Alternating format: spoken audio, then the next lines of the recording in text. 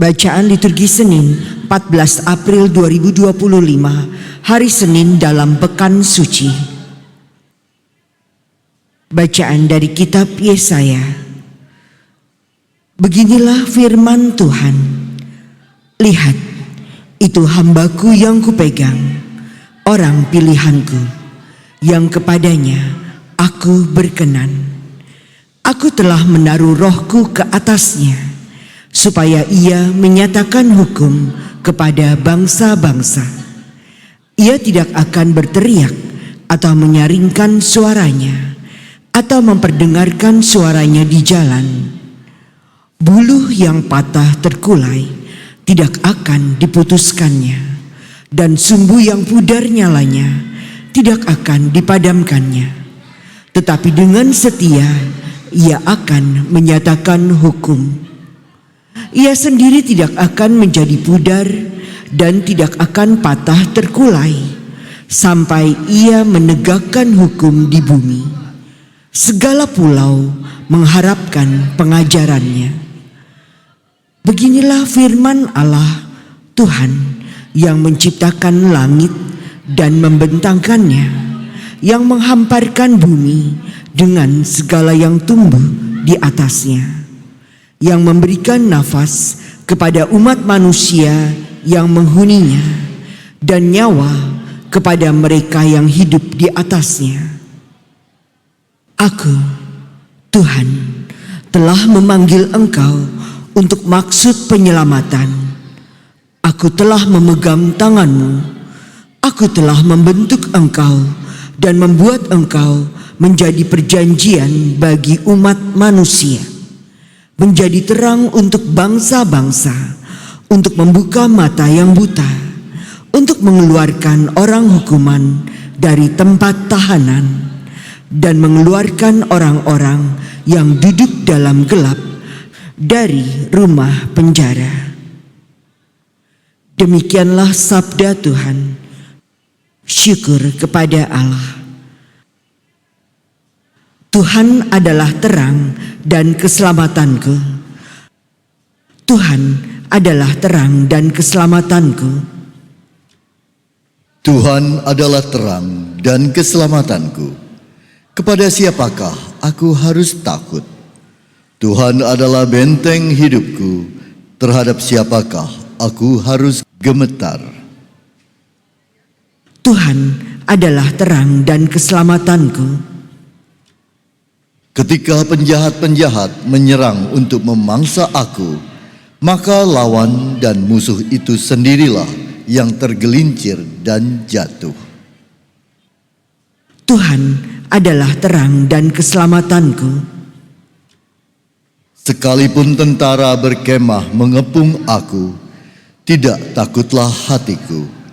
Sekalipun pecah perang melawan aku, dalam hal ini pun aku tetap percaya. Tuhan adalah terang dan keselamatanku. Sungguh, aku percaya akan melihat kebaikan Tuhan di negeri orang-orang yang hidup. Nantikanlah Tuhan, kuatkanlah dan teguhkanlah hatimu. Ya, nantikanlah Tuhan. Tuhan adalah terang dan keselamatanku. Terpujilah Kristus Tuhan, Raja mulia dan kekal. Salam ya Raja kami, hanya Engkaulah yang mengasihani kesesatan-kesesatan kami. Terpujilah Kristus Tuhan, Raja mulia dan kekal. Inilah Injil suci menurut Yohanes. Dimuliakanlah Tuhan. 6 hari sebelum Paskah, Yesus datang ke Betania, tempat tinggal Lazarus, yang ia bangkitkan dari antara orang mati. Di situ diadakan perjamuan untuk dia. Marta melayani, dan salah seorang yang turut makan dengan Yesus adalah Lazarus.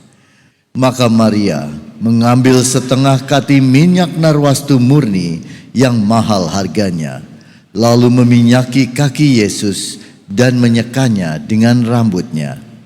Dan bau minyak semerbak memenuhi seluruh rumah.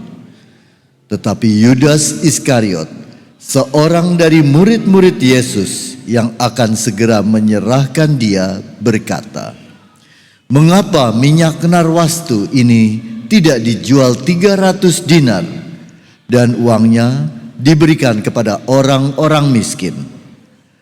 Hal itu dikatakannya bukan karena ia memperhatikan orang-orang miskin, melainkan karena ia adalah seorang pencuri. Ia sering mengambil uang yang disimpan dalam kas yang dipegangnya. Maka kata Yesus, "Biarkanlah dia melakukan hal ini mengingat hari penguburanku. Karena orang-orang miskin selalu ada padamu, tetapi aku tidak akan selalu ada padamu."